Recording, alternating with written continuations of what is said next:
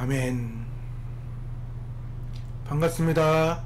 한목나 213일 사사기 2장을 통하여서 하나님께서 주시는 지혜와 지식으로 말씀이 깨달아지고 깨달아진 그 말씀을 가지고 삶을 사는 저와 여러분들에게 간절히 소망합니다. 우리 사사기는 무엇이 문제라고 했죠? 망각, 기억이 상실된, 즉 하나님의 은혜, 하나님 나의 왕되심을 잊어버렸던 것이 가장 크다라고 말씀을 드렸습니다.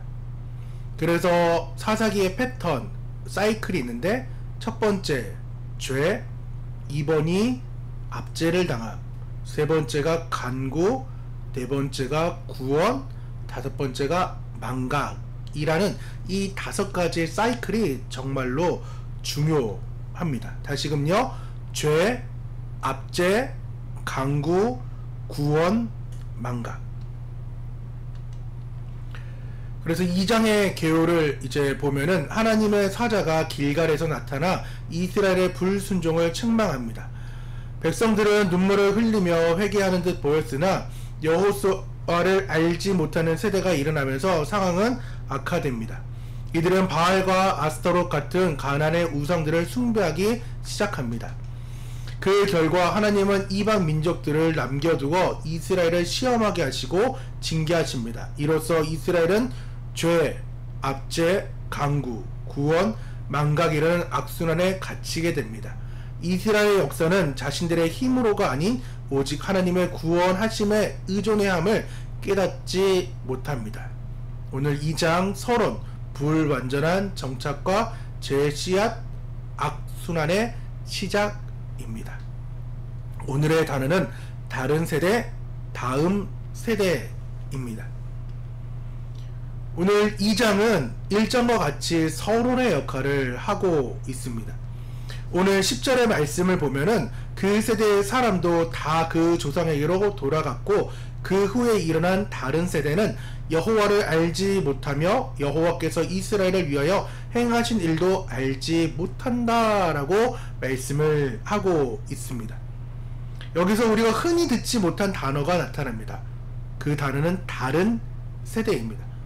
우리는 흔히 유치부부터 청년에 이르기까지 다음 세대라고 우리는 일컫고 그 아이들을 위해 기도하며 집중적으로 케어를 하고 있습니다. 그 이유는 여호수아의 고백, 그리고 이스라엘의 그 고백처럼 여호수아가 나는 그리고 우리 집은 오직 하나님만을 섬긴다 라고 했을 때 하나님을 알았던 이스라엘 백성들은 우리도 그렇게 하겠습니다, 아멘, 이렇게 외쳤던 그 세대들이 다 죽고 난 뒤에 신앙이 전수되지 못한 그 세대를 하나님은 다른 세대라고 이야기합니다. 다음이 아닌 완전히 달라져 버린 다른 세대라고 하나님은 일컫고 있습니다. 왜? 믿음이 전수되지 않았어요. 하나님이 우리의 왕이라는 사실을 지금 그 믿음이 전수되지 않았다라는 것입니다.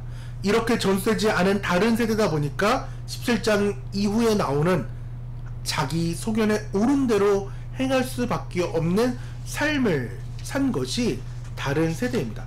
그도 그럴 것이 하나님을 모르기에 그들은 그러한 삶을 살 수밖에 없었습니다. 왜 이러한 결과가 나타나느냐? 그들은 여호와 하나님을 버리고 가나안의 신들을 섬겼기 때문입니다. 이스라엘 자손이 여호와의 목전에 악을 행하여 바알들을 섬기며 애굽 땅에서 그들을 인도하여 내신 그들의 조상들의 하나님 여호와를 버리고 다른 신들 곧 그들의 주위에 있는 백성들의 신을 따라 그들에게 절하며 여호와를 진노하게 하였으되 곧 그들이 여호와를 버리고 바알과 아스타롯을 섬겼으며 그들은 자신들을 구원한 그 하나님을 가감하게 아예 버려버렸습니다. 그리고 나서 이스라엘의 신들을 따라 섬겼습니다. 따라 섬겼다라는 것은 개역 한글에 쫓아라는 말로 번역되어 있습니다.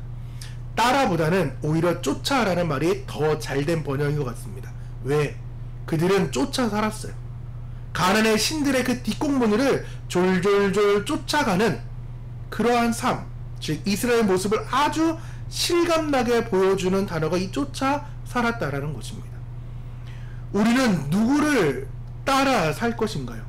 하나님을 따라 살 것인지, 하나님을 쫓아가는 삶, 하나님과 동행하는 삶을 살 것인지, 아니면 이방의 신들을 따라 쫓아가는 삶을 살 것인지 우리는 선택해야 됩니다.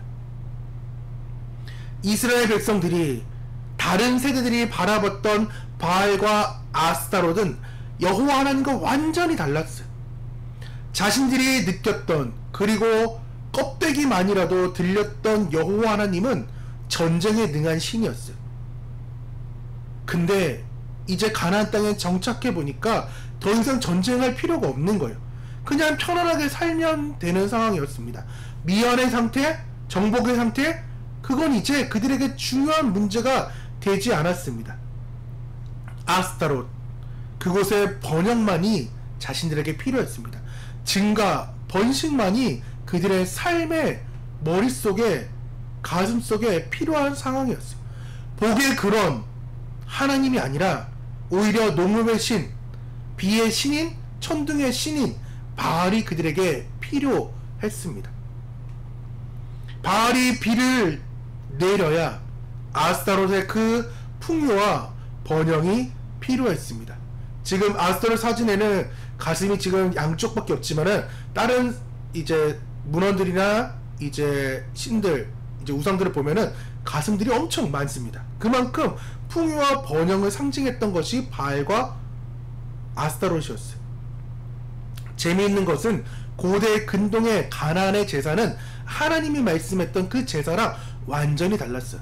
레위기에 말씀했던 번제, 소제, 화목제, 속죄제, 속건제, 이러한 제사들과 완전히 차원이 다른 상황이었어요. 왜? 신전에 창기들이 있었어요.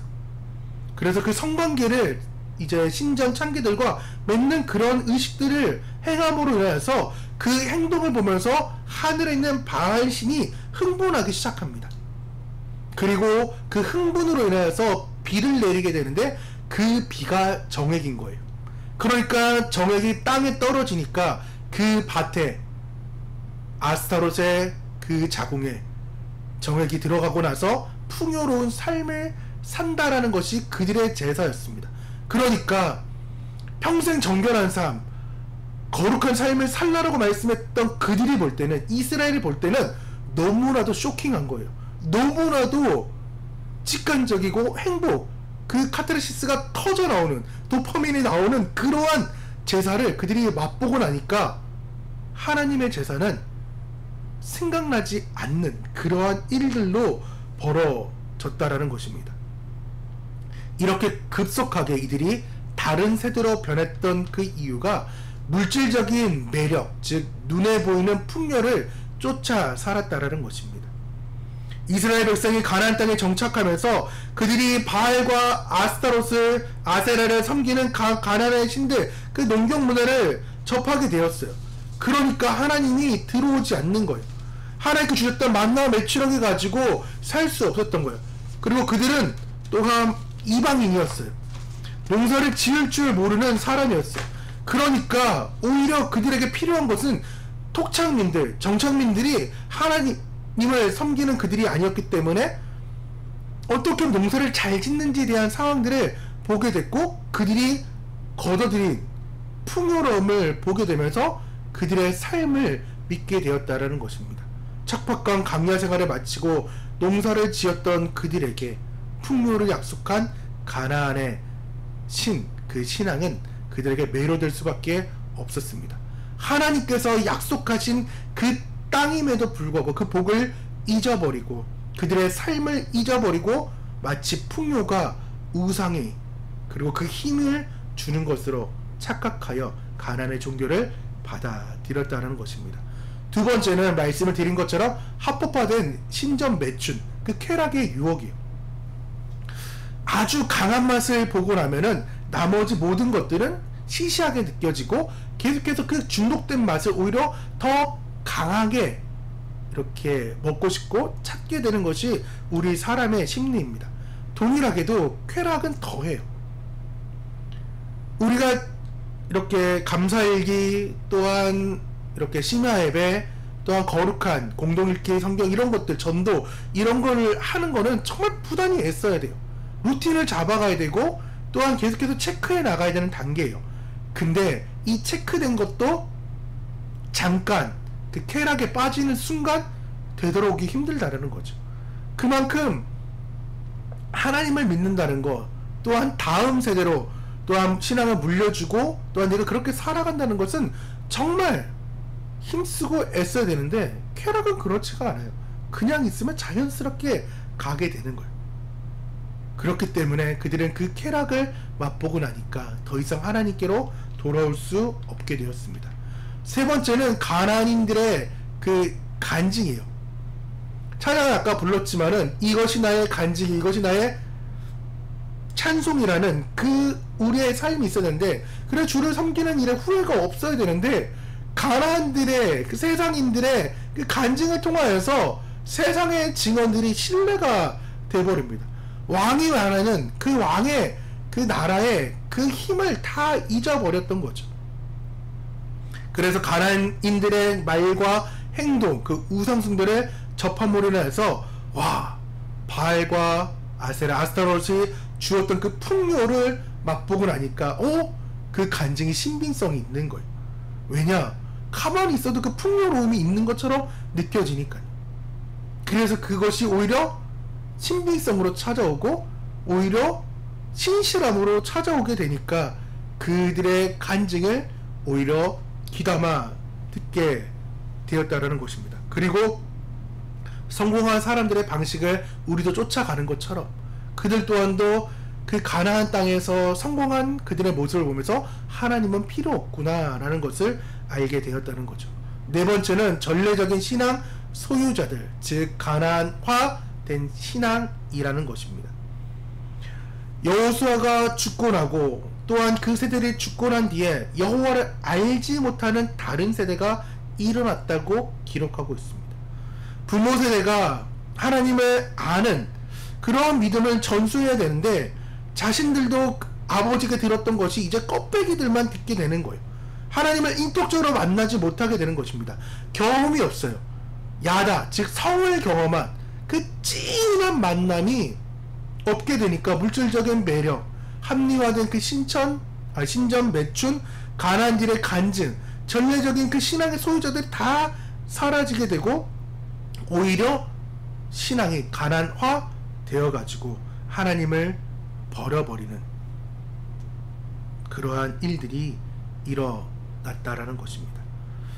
오늘 사사기 2장을 통하여서 우리 함께하는 성도님들 자신들과 또한 가족들 그리고 아이들 가운데에 이 가난한 신앙이 배척되기를 바랍니다. 하나님을 섬기는 그 일에 후회가 없기를 바랍니다. 매일매일의 삶이 간증이 되기를 원합니다. 물질적인 매력과 또한 세상의 그 쾌락과 또한 그들이 바라보는 그들의 간증들을 귀담아 들을 필요가 없습니다. 오히려 우리는 위대한 믿음의 전수자가 되어야 됩니다.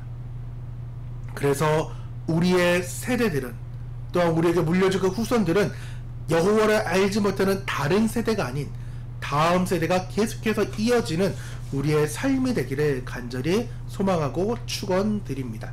그래서 2장의 3일기는 나는 무엇 때문에 가나안의 신들을 쫓아 살아가고 있나요? 나는 무엇 때문에 세상의 신을 쫓아가고 있나요? 나의 자녀들이, 나의 자손들이 다음 세대가 되기 위해서 나는 무엇을 해야 될지 나 자신을, 우리를 점검하는 귀한 시간 되기를 간절히 소망합니다. 우리 함께 기도하도록 하겠습니다. 사랑의 하나님 감사드립니다. 오늘 사사기 2장을 통해 이스라엘 백성들이 왜 주님을 떠나 가나안의 우상을 쫓았는지 쫓아 살았는지를 깨닫게 하시니 감사합니다. 그들의 눈에 보이는 물질의 그 풍요에 현혹되었던 것처럼 우리 또한 이 세상의 성공과 소유를 주님보다 더 사랑할 때가 많았음을 고백합니다. 또한 합리화된 쾌락과 제약에 빠졌던 이스라엘 백성들처럼 우리도 세상의 문화와 가치관을 따르며 죄를 정당할 때가 너무나도 많이 있었습니다. 주여 용서하여 주옵소서. 세상의 간증에 기울이며 주님의 말씀을 잊어버렸던 그들처럼 우리도 눈에 보이는 세상의 직원을 더 신뢰하며 주님을 온전히 의지하지 못함을 아버지 다시금 회개하오니 주여 우리의 눈을 열어 세상의 유혹이 아닌 주님의 약속을 바라보게 하여 주시고 우리의 귀를 열어 세상의 소리가 아닌 주님의 음성을 듣게 하여 주옵소서. 오직 예수 그리스도만이 우리의 삶의 유일한 구원자가 되어 왕되심을 함께 고백하며 주님을 모시며 살아가는 우리가 되게 하여 주옵소서. 살아계신 예수님의 이름으로 기도드립니다. 아멘.